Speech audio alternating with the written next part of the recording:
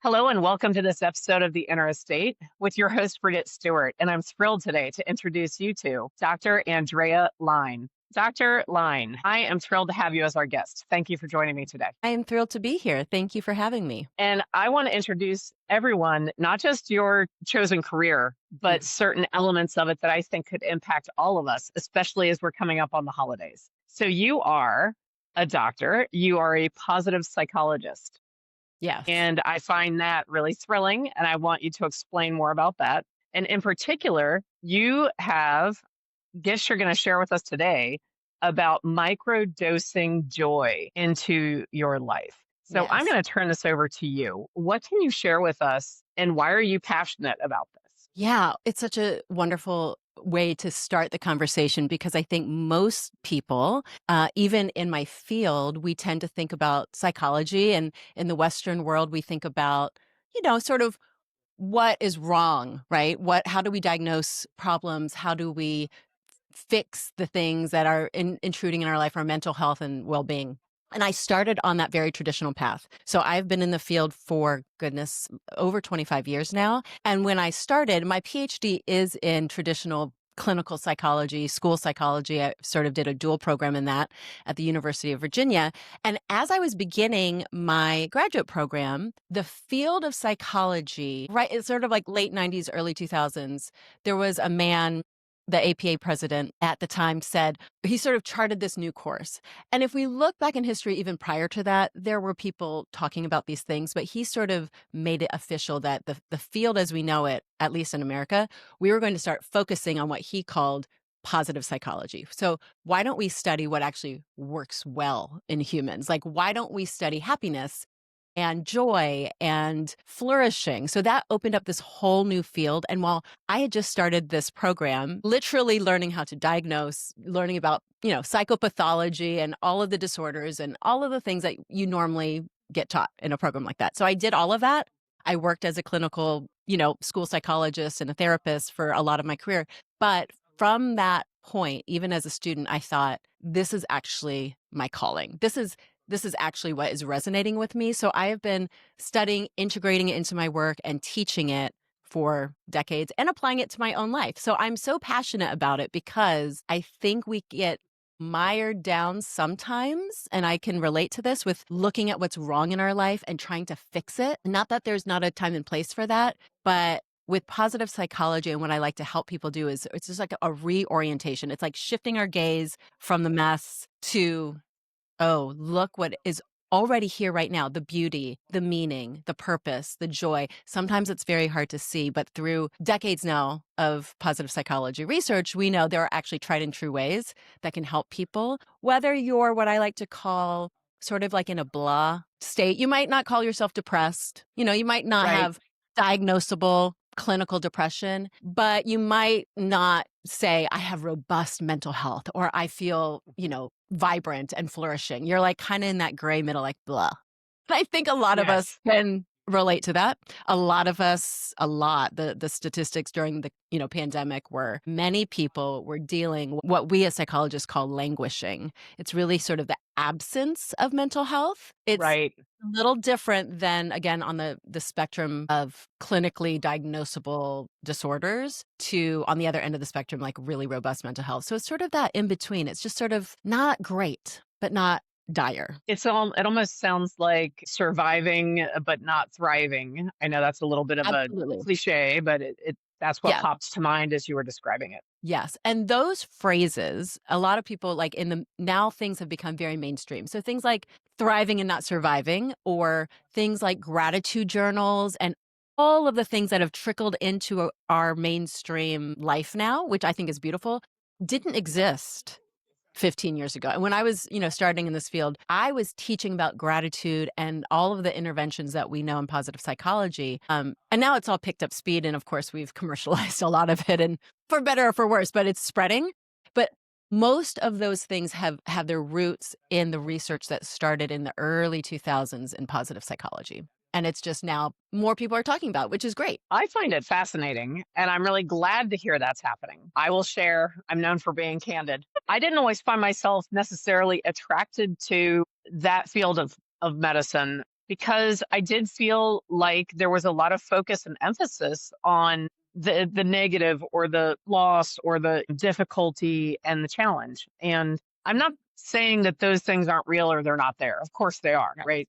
But I sort of had an arm's length relationship with your field because Hmm. I felt as if the focus was almost too much there. Yes. And so I'm thrilled that in these last few decades, there's now this other avenue and path Hmm. that is focusing on positive. It's so how would you when you look at your overall field, and I'm not expecting you to pull a number out of a hat, but how Hmm. many psychologists are shifting or leaning into the positive psychology versus the traditional clinical? Yeah. I don't know statistically. I would say, though, in my experience, and I also contribute, I'm a contributing scientific writer for one of like the top website for professionals in positive psychology.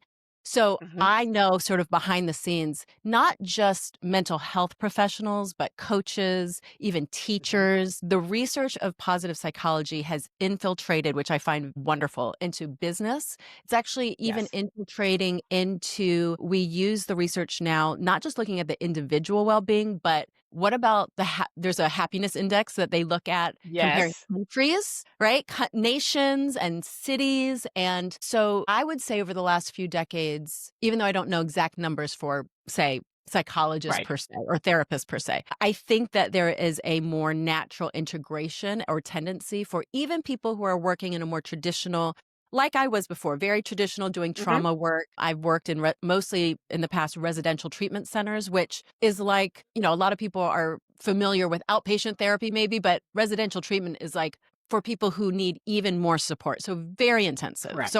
But what is beautiful is that I worked with people, young adults, adolescents who in a lot of other areas, the professionals said to their families, we've tried everything. We've tried all the medications. We've tried all of the therapies that are supposed to work. We've tried everything. And the families are like, nothing is helping. And Mm. then in my experience, sometimes that helps for people. Wonderful. If it helps you, great. You go on your way. But for those who That's it right. didn't help, you have to take a different approach.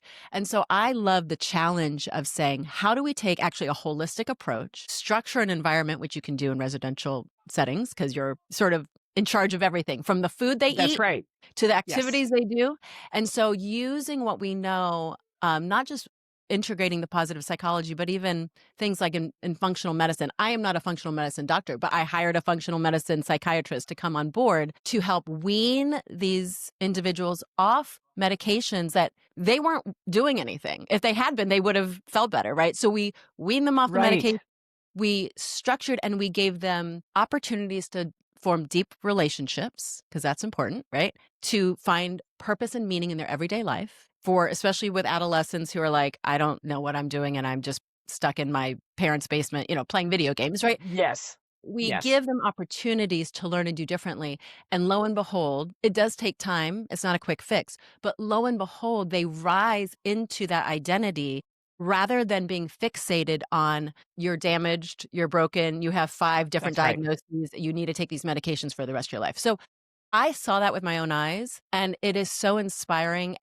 It gives me as a professional such hope because I know what is possible. And I do think that a lot of people in my field, not because it's their fault, they actually don't always get to see that drastic change. And Right. so, yeah, I've had the opportunity and the privilege to see really remarkable, beautiful, major change in people's lives without relying only on this sort of what I think is a little bit of, I'm going to say antiquated. I'm sure not everyone will agree with me on that, but a little bit of an old school medical model where we just open up the DSM and we have all these categories and you fit the checklist. And so we're going to give you this diagnosis. Well, that doesn't always tell Right. us exactly what really the root cause is. And the way I like to think of positive psychology and the difference and that shift in our field is the same thing with, if we think about our medical system, just and again, there's a time and place. We need surgeons and we Of need course. antibiotics Yes. for certain things, right? Absolutely. There's a time and place. Yes. But if we don't also focus on what actually is the soil in which health emerges, like what are the components where physical health emerges. We have to study that so then we can actually tend to that soil in our life. Make sure we're having, make sure we're getting enough sleep, make sure we're eating whole foods and, hydrating and all the things that we know now people talk about. But it's just the same concept in positive psychology. We're not ignoring that hard things happen, traumas happen, Absolutely. absolutely. Yes. But so how do we tend to the soil? And actually, how do we tend to the soil even preventatively with our kids, even on a cultural level, so that they have more hope to build that resiliency at an earlier age that maybe we didn't get to do because of the culture we grew up in. So to me, it's just such a field of possibility. And I'm so optimistic that, our mental health crisis is not getting better in America by throwing more of the same of what we've been doing for decades. So we need a paradigm Right. shift. We have to do things differently. And I'm so, yeah, it's very exciting that your field is having this groundbreaking swell occurring with both Mhm. research and engagement and people leaning in on it. Yeah. So tell me, as one of the top, I believe you said, contributors to the number one website in the field of positive psychology for professionals, Mhm. can you tell me a little bit more of what you do with that? And you mentioned it's opened up to even coaches and people that are not necessarily psychologists. So, Mhm. what could you share with that? If someone's listening and they might be a coach or a manager or a sales trainer, is there Yes. something there that they should check out? Yes, absolutely. I mean, you can just Google positive psychology. I'm sure it's the top website that comes up, Hmm. positivepsychology.com. They have a blog, so there's a lot of resources and free resources on there to start. Tons, tons, tons, tons. Perfect. If you want to take a step further, like if you are a coach or like I said, even teachers, other professionals, and sometimes people, just individuals, they have some resources that you can purchase and you can go through a program or even a shorter, like not like a whole course, but something a little bit shorter, a little bit more digestible. And you can buy that Right. just for yourself. If you just, Nice. you can just go through it. So, but it is geared more towards professionals so that they can use those tools in their work. In their practice.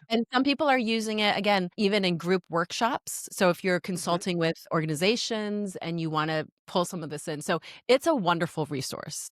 I before I started writing for them, I was using resources both in my organization that I led and individually, clinically, and in group settings, like across the board. I believed I was integrating it top to bottom.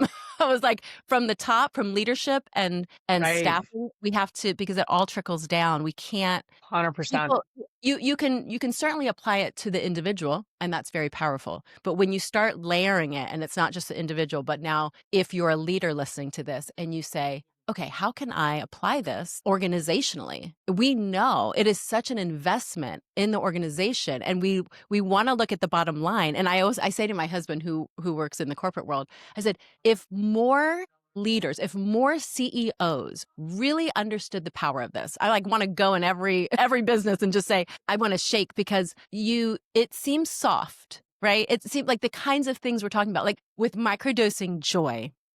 That's a great example because it can feel a little fluffy and it doesn't seem like the things that we would necessarily apply in a business or corporate environment.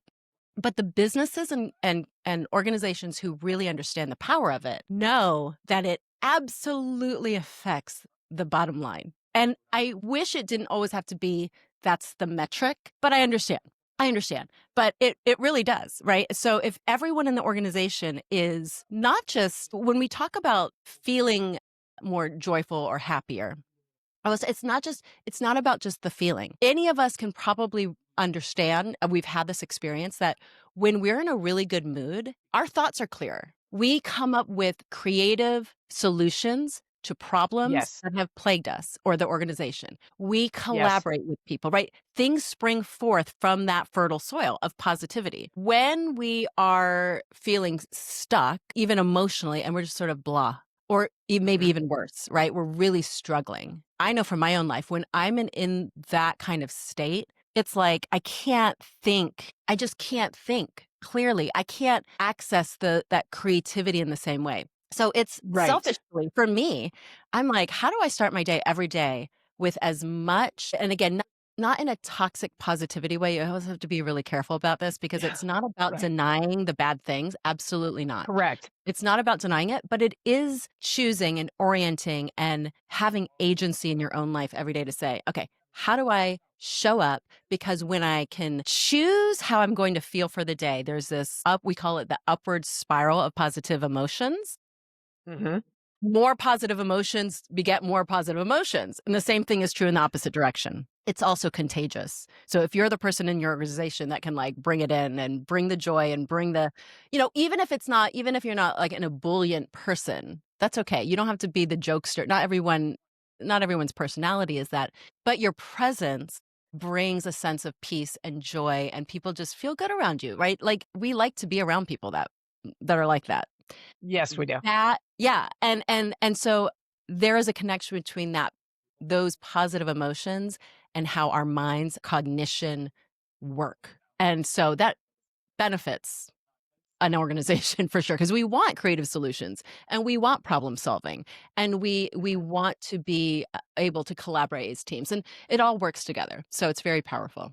Can you tell It is I'm a funny. proponent. Yes, I can. I can tell you're very passionate about it. It fits in very neatly with a lot of the concepts that I embrace as a coach and just as an individual. And one of them, well, two of them popped to mind while you were talking. One is that what you focus on expands. Yes. So if you're focused on positivity or joy or happiness or a Yes. success or Yes. something that may have seemed like it was going to be a failure and you saved it and then you kept going, like when it's framed in that manner, Yep. as you said, the positivity builds on top of the positivity. Mhm. And then I also incorporate that go where you're strong and Mhm. make that stronger. Absolutely. And so, if someone is out there listening to the two of us, they might be thinking, well, both of these ladies sound pretty happy. And they may feel as if they're starting at a different place. In my mind, and I'd love your opinion, it almost doesn't matter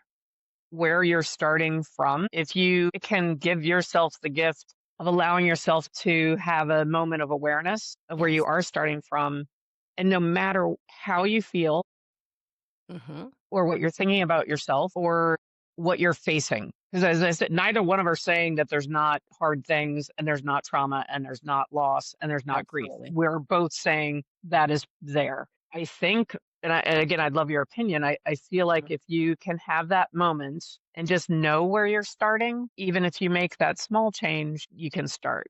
Yeah, That, am I on the right path there? 100%.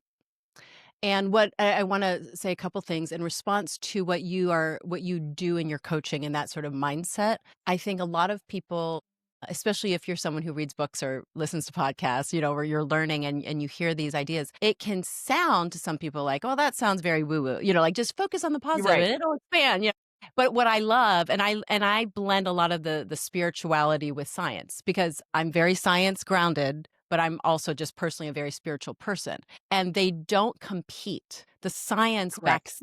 backs it up. And that's what's so beautiful about this research now that we've had for decades and more coming is that what some of us have been doing now we know, oh, this is how it works. This is actually what's happening. And there's theories around it and data. The reason why I'm reflecting on the part about if someone's listening and they're like, okay, well, these ladies sound real happy. And I don't feel that way. The reason why, and I feel like this is part of like the call on my life to spread this message. It would be one thing if I was just like, oh my gosh, I had this beautiful, perfect, wonderful life. My Yeah. childhood was perfect. 20s was great. I've just Yeah. never had any issues. I'm so happy, right? Like people would be like, good for you. Good Yeah. for you. Yes. But my story has been absolutely, absolutely not. And if you had met me 30 years ago, when I was a teenager, I was severely depressed. I was contemplating suicide most days for about a year. I don't even remember because it was such a dark time of my life. I didn't think I was going to live past 18. Literally couldn't envision or think about life past 18 because I just had this feeling like I'm not going to make it. I had a lot of really challenging, chronic, challenging childhood issues. And it's not about that, but I just share it because people meet me today and they're like, wow, you're just so hopeful and you're just so joyful. And I'm like, if I can become this joyful, peaceful, hopeful. I would have never imagined it when I was 18. People would tell me, I had professors and people would say, "You're really jaded for being so young." I mean, I was like, wear all black, Hmm. listen to the sad music. I mean, I still like listening to some sad music sometimes, but I was just I was very stuck and I didn't see a light until a moment that changed my trajectory. And it was not like my whole life changed overnight because it absolutely didn't. And then I went on into my 20s and 30s and still had a lot of really hard things, a lot of really hard Yes. things. Like we all Yes. do. And I just feel like my life has given me a million opportunities to practice choosing to turn and reorient myself, to practice, even though this is like a horrible mess and it's horribly painful and it's horribly whatever it has been, to see, okay, where do I take one step from here? Where do I find the Yes. light? Where do I find the beauty? Where do I find like even if it's so minuscule, I can or even if it's just a friend or a mentor or someone who just in a moment says exactly what I need to hear to like pick myself back up and keep going. That is the process. And I Yes. just know it's possible. Like I said, I saw those young people make changes in their life in a couple years that it took me many more years to make, but I didn't have Hmm. someone guiding me. So that's why I'm so passionate because there is some research, and actually I don't know what the most recent research is, so I'm going to say it with a caveat because I my gut tells me, and maybe it's just me being super optimistic, that I'm like, I don't know. I think anything's possible because we know now the brain and everything is it's much more malleable than we thought in the Than we 90s. previously thought. We Yes. thought that things were fixed. Once things happened, that was it, right? And now we have study after study just showing that's not true. Even for things Mhm. like Alzheimer's and Parkinson's and right, like we just until we know more, we just don't know. So Right. I think that there has been research that says we all kind of come in with a certain set point mood wise, like or happiness wise. And then, we can Right. make it better, but like maybe someone does just come into the world. You look at babies. Some babies are like happy-go-lucky babies, and some babies, their temperament, not so much. So there is some research about that. But I still think I don't believe in such a deterministic view of the world. I guess that's what it comes down to. There might be some things genetically and things that happen early on that make it feel impossible for people. But I don't think anything's really truly impossible. I think there's support needed. I think resources, I think creativity but I think for many people there's more change that is possible than what Possible. we give ourselves as humans some credit for. We kind of feel like or we think it's possible for someone else, but not for But me. not for us. Absolutely. Yeah. Yeah. Oh, yeah. That'll work for all of them. However, not for me because of XYZ. And Yes. that's when people have limiting beliefs like that about themselves, that must make having breakthroughs more difficult It does. in your work. It does. I remember, yeah, and I think that's why people sharing their stories is really helpful because I think, and what I love about podcasts, or certainly in the past, it was through books or other means. When someone hears a story, like for example, someone may hear the specifics of my story, like if I give a talk, and then for that person, they're like, oh, I see myself in her. Like in my story, at 19, I became a mother unexpectedly. And that changed the whole course of my life and what I thought was going to happen. And not many single, teenage moms end up to like go get their PhD. Like I didn't have Right. anyone Right. around me that was like me doing that. Not a single person. Not that there aren't other people out there who have done it. I just not Right. not in my life and when I was doing it. And so I just had maybe like a delusional belief that I was meant to do this. And even though no one in my family had even graduated from college, I did not come from a background where I saw that it was possible, but I just had this little, who knows what it was, this little bit of like belief. And I remember thinking either people think I'm crazy, like either I'm crazy or I have such weird level of belief that I am meant to do this. I don't know how I'm going to do this, but I am committed and I'm going to find a way. And actually, very hopeful people and resilient people, we call it pathways thinking. So hope is not just, it's not just the feeling, but like I said, then it can change the way we think. So we start to find pathways to the goal, whatever it is. It might seem completely impossible, but people who are strong in this, and maybe I didn't have the words for it when I was 19 years old, but somewhere in all of my very depressed state, there was just this little bit of glimpse. I mean, I will attribute it to God planting that in me. It was like a little gift that I don't know where it came from, but Right. just that, there's this pathways thinking. So it is a strategic way of like, well, if this path doesn't work, and for me, it was like, well, I thought I was going to graduate from college and then go straight to get my doctorate and finish by the time I was 23. I mean, I don't know what I was thinking. Once I had my daughter, I was like, well, maybe I need to readjust the timeline and maybe I should, do this and that. And so the timeline did get adjusted. And I didn't know exactly what the path was going to look like, but I just took certain steps. And if one door closed, I looked for what's the other potential pathway to get there. That's the power of hope and pathways thinking, is that we continually look. People who don't have that muscle built will get the door closed on them for whatever and just say, well, I guess I can't do it. That's it. Right. That's it. And they stop themselves. So I think the power of people sharing their stories is important because it could affect, impact someone maybe believing, oh, maybe I could do it. And I also think for people like us, coaches, therapists, a teacher, again, a parent, when I was working with adolescents and they were like me, that's why I loved working with them. They were like my adolescent self, like angsty, feisty, real jaded, some of them. And I Hmm. love those. I love the really, feisty ones. And I just remember this one young girl in particular, and she was self-sabotaging left and right. Like I could see so much potential in her, and her family could see it. Everyone could see it. She was like a bright light in the room, and she just kept sabotaging.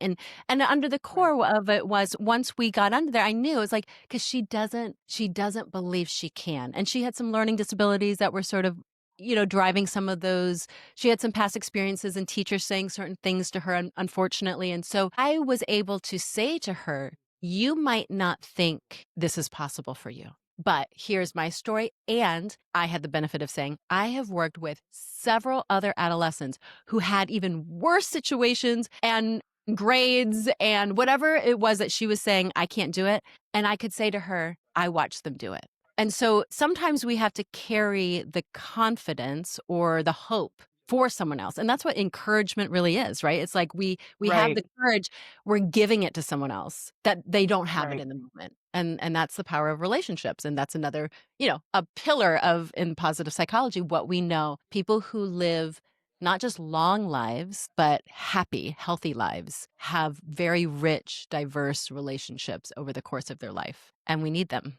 We need them like we Yes. like oxygen and water and sleep. So, Well, I'm going to preemptively invite you to be a guest on the show again because I believe you and I could possibly have a great conversation around the current loneliness epidemic mhm. in North America, America in particular. Um, because I would love to hear any thoughts or creativity you have around what's possible if each one of us take one step. Could we create change in that area? Mhm. But it's really it's intriguing to me that your industry is having this huge wave of change and it's having such a big impact and all the happiness studies. I had the privilege, I lived in one of the happiest towns in America because I lived in Santa Monica for quite a long Yes. time. That Yes. was one of the cities that was Yep. studied and ranked high, books written about it. I now live in Paradise Valley, Arizona. Love that too. I haven't Nice. looked to see where it falls. I'm going to guess Yep. that's probably pretty high as well. But it's funny that we have things like that. And at the same time, this loneliness epidemic. So if Yes. you'd love to come back, I would love for us to have a chance to talk about I would that love sometime. to. Yeah, thank you. I would love to. I'm so, But yes, very passionate about that. And I do think it's just we haven't, there's always a lag. So we know the studies, that's but right. we're entrenched. That's what I mean. We've been entrenched in a certain way of doing things. Right. And while I think sometimes when I read news articles or hear reports of like, oh, we need to, the way we're going to end this crisis or help this crisis by training and hiring up many more therapists. I'm like, that's wonderful. That's great. But you know what? There will never be, because, in other countries, and there are creative people providing creative psychiatrists going to Africa. They have issues there too. And they have this, I can't remember the name of the man who started this program, but it's called like a yellow bench program. And they would take Okay. grandmothers. They said, who can we use? Where are the resources already there? We Right. don't have trained mental health professionals. And they would pair grandmothers who had a little bit of, some training to sit and just listen to someone else. And That's right. what a beautiful thing. And I actually heard about that program. I yes, loved it. I found it fascinating. we need to get out of this box that the only way we can solve mental health issues is with only mental health professionals or only psychiatric drugs. Right. It's not worked.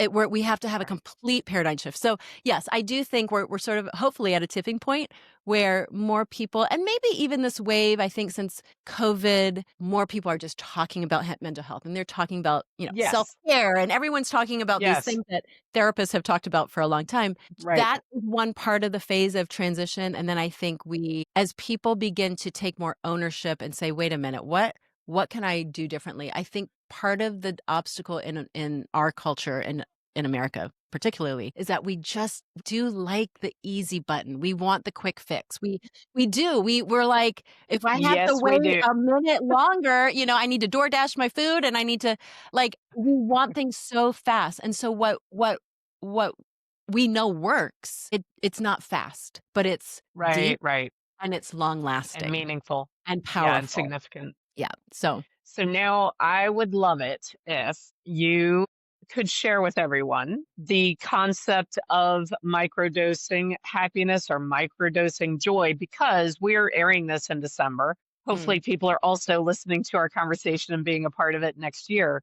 But as people are coming up on the holidays, I thought, what a great tool and what a gift you could yeah. give them. Early Christmas gift. If you Yes. could share how people could microdose joy or microdose happiness for themselves. Would Yes. that be okay? That's great. And the holiday seasons I love the holiday seasons, but I also know, it comes with a lot for most of us, Yes. especially women. And Yes.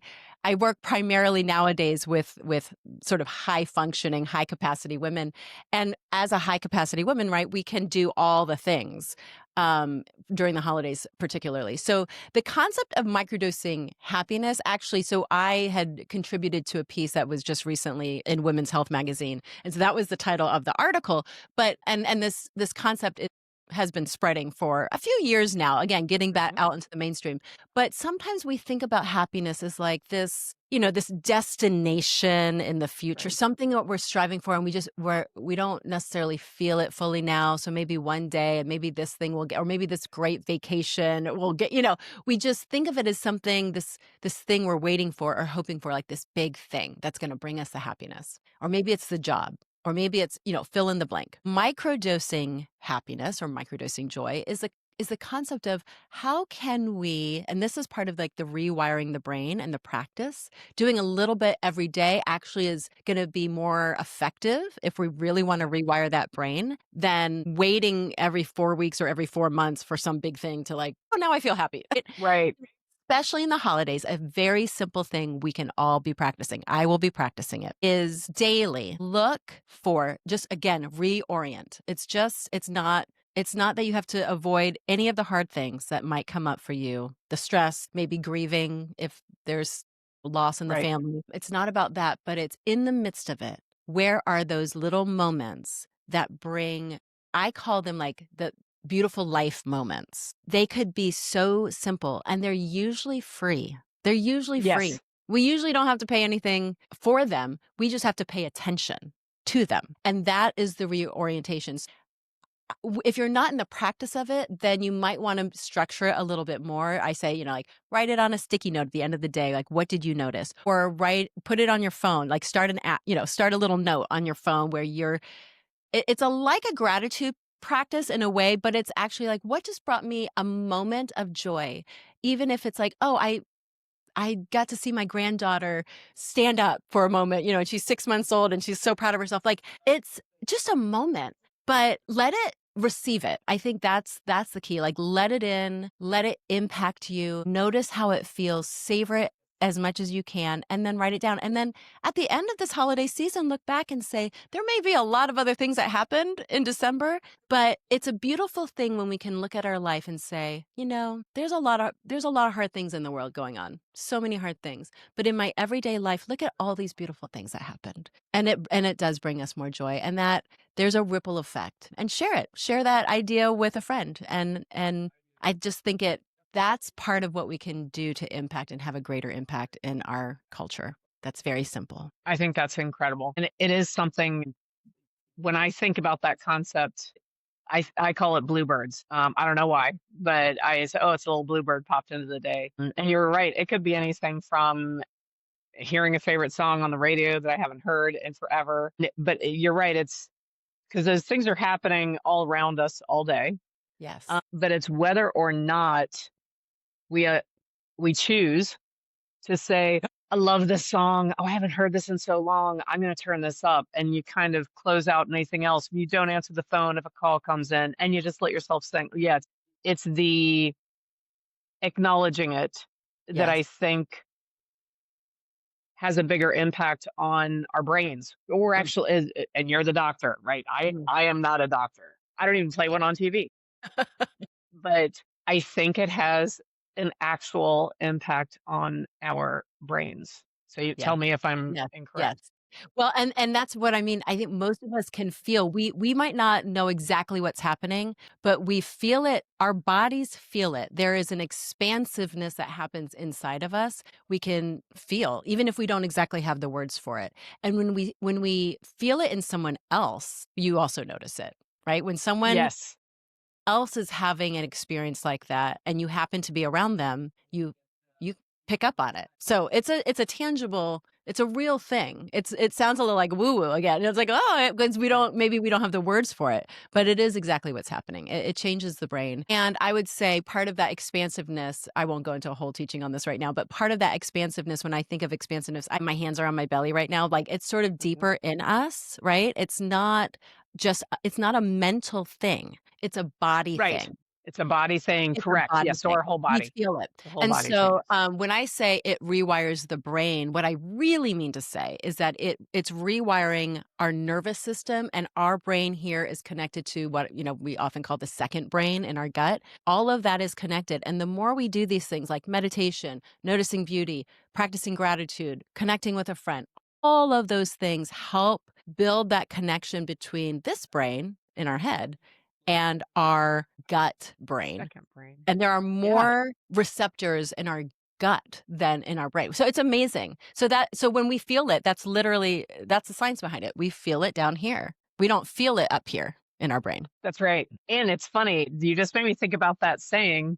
When we face something really devastating or disappointing, we say it's a punch in the gut. I don't know why that just Yes. popped into mind. And it's probably because that is where the sensation actually hits first. Yes. Yes. Well, once we start learning all the neuroscience about it, that's what's so beautiful is that you start looking at some of the phrases, old phrases before we knew the science, or, just like spiritual disciplines, ancient, like ancient wisdom, right? Or biblical wisdom or whatever. And you look at it with new lens going, they've all been saying this all along. I'm not saying anything new. I'm like it's nothing new. It's just sometimes with the research backing it, with the data backing it. For some of us, we're like, okay, well, now maybe I'll give it a try. Well, Dr. Andrea Lein, I have been so thrilled with this conversation. I think you and I could keep going on and on. I want everyone to know that if you would like to reach out and learn more about everything that you're doing, including your podcast, which is, give The us the power to title and where they flourish. can find it. Yep, I The just Power to launched Flourish. Power to Flourish, which is what it sounds like. It is geared towards women, but I do have male clients as well. And Mhm.